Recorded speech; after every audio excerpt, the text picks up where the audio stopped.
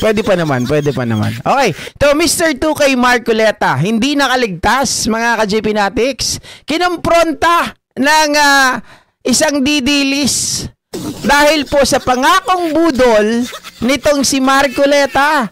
Alam naman po natin na si Marcoleta ay nangako mga kababayan na kapag siya po ay mananalo ay libre na po ang below 2,000 na kuryente. Subalit natapwat, nagtataka ang marami. Hanggang ngayon ay hindi pa rin po mga kababayan natutupad ang pangako nitong si Marcoleta at ako nagtataka kung paano niya po gagawin na mailibre ang mga kumukonsumo ng less than 2,000 na kuryente. Halina po at panoorin natin mga ka-JP Natics ang tagpo ng isang DDS. Di ko alam kung DDS talaga to kasi sabi niya binoto daw niya si Marcoleta kasi yung tsahin ko hindi naman yun hindi naman yun DDS. Binoto si Marcoleta sa pag-aakalang mga kababayan, sa pag-aakalang yung kuryente nila malilibre na. Minuto naman kita, bakit ka mo, sir? Kasi nga, sabi mo, yung mga bill ng kuryente matatanggal. Ayan. Talagang gagawin ko yun, hinihintay ko lang matapos yung budget hearing. Okay, sabi niya ganon. Sabi nung babae, binoto naman kita. Bakit, sir? Kasi nangako ka na libre na yung below 2,000 na kuryente namin.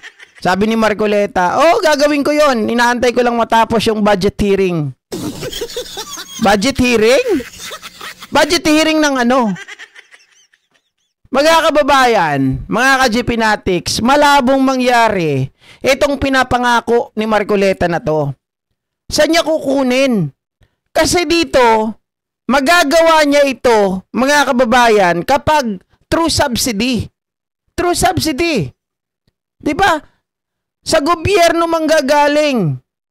Ang problema, may pondo ba, may sapat ba na pera na ipangsasubsidize dito sa pangako ni Marcoleta?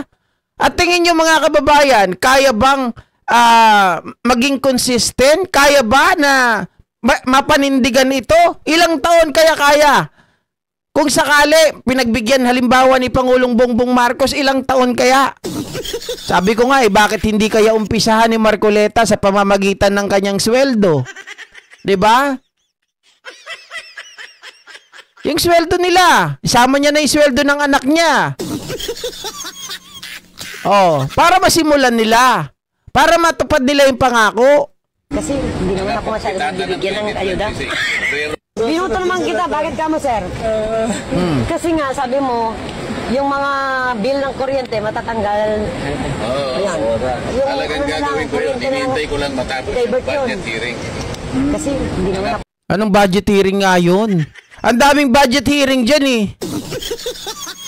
Sabi niya, inaantay ko lang matapos yung budget hearing. Kung iisipin nyo, budget hearing ba yan ngayon?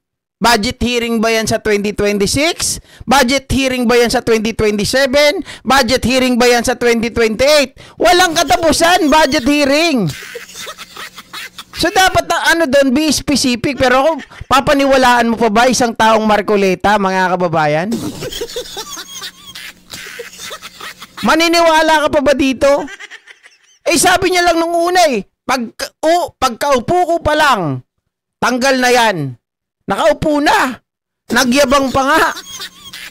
Tapos nung tinanong siya ng kapwa niya host doon sa Net25, ang sagot ni Marcoleta, kayo naman. Syempre, yun halalan yun, election yun. Naniwala ka naman. Di ba yun ang sagot ni Marcoleta? So, maliwanag na pambubudol yun. Lahat yun ay kasinungalingan. Kasi mga kababayan, mahihirapan silang maghanap kung saan po kukuha ng pondo para ipang-subsidize doon sa sinasabi niya para mailibre. Kita niyo to ha? Ang gustong gawin ni Marcoleta kasi, alisin yung mga ayuda. Like AIX, Tupad, at kung ano-ano pa mga ayuda. Yun daw ang ilagay niya doon sa kuryente. Kasi doon daw sa mga ayuda nagagamit daw sa tawag dito, nagagamit daw mga kababayan di umano sa kampanya. Tama naman siya doon. Nagagamit naman talaga yun. Pero, nagamit niya rin itong pambubudol na to nung halalan eh.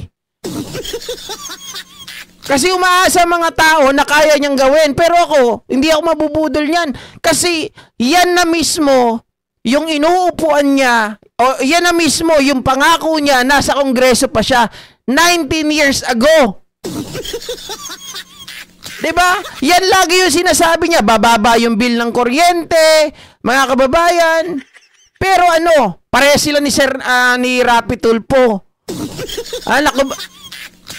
Na chairman ng energy. May ginawa ba sila? Wala. Parehong inupuan yung mga committee nila eh. Hindi naasikaso. Di ba Mama Labs? Scammer ng boto? Baka mauna pa siyang matanggal sa pagkasenador. Yan! Yan! Baka mauna pa siyang matanggal sa pagkasenador bago niya po magawa yan. At hinding-hindi yan mangyayari. Maniwala kayo. Itaga niyo po sa ulo ni Bato. Hindi magagawa ni Marcoleta na ibaba ang presyo or maging zero ang bill ng below 2,000 na bill ng mga consumer. Diba? Matutulad din yan kay 10K Cayetano. Exactly. Ang sabi ko nga, wag na kayong umasa dyan, masasaktan lang tayo. Posible siguro yung tatapyasan ng bat, pero yung libre, panaginip. Suntok sa buwan yan. Budget hearing, puro protekta sa mga diskayang hearing na tinutuunan niya. Ayop na yan. Ibenta niya na lang piluko nilang mag-ama. Ang pinakamaganda dito, mga kababayan, para matupad niya kahit papano, di ba? Yung sahod nilang magtatay. Oh, yun ang ipang subsidy nila. Boss, paano pipiliin sa dami ng mga consumer natin? O sige, palabunutan. Di ba? Palabunutan. Ruleta, kung sino mananalo. Libre na. Basta sa sahod nila, manggagaling. Correct, sir, suntok sa hangin. Oh. Paano po mapapasama sa budget kung wala naman sa batas na nagsasabing ang kumukonsumo ng ganung bill ay libre na? Isa pa yan. Sir Nelson Karingal, tama ka. Dapat mga kababayan, nandun nasa batas, di ba? Pasok sana doon sa GAA or sa GAB. Oh, na maging batas siya. Kagaya po ng 4-piece. Di ba? Yung 4-piece nasa batas. Oh. Wala mga kababayan. Wala ngang nag-propose ng bill na yan eh. Hindi nga rin niya pre-propose eh. Paano mangyayari? Ayun nga pamamaraan niya. Gusto niya kunin lahat ng pera ng mga ayuda. Yun daw ang ilagay doon. Pero hindi niya pa rin basta-basta makukuha yung pera ng ayuda.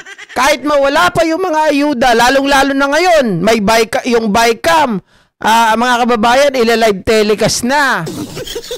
Di ba? Oh. Wala na.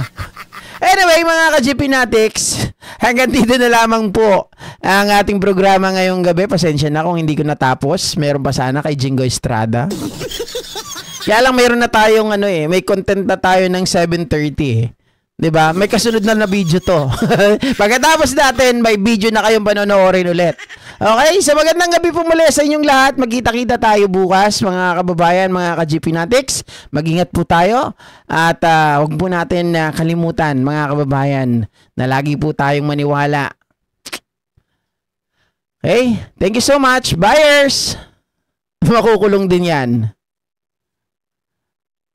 Bitin? Maribig Giray, bawi tayo susunod. Mayroon kasi, pupunta ako ng gym kasi ngayon, mga ka-GPnatics. At mayroon kasi tayong mga naka-line up na uploads. Kaya, hindi natin pwedeng matapos. Okay, bye-bye muli, mga kababayan. Bye for now.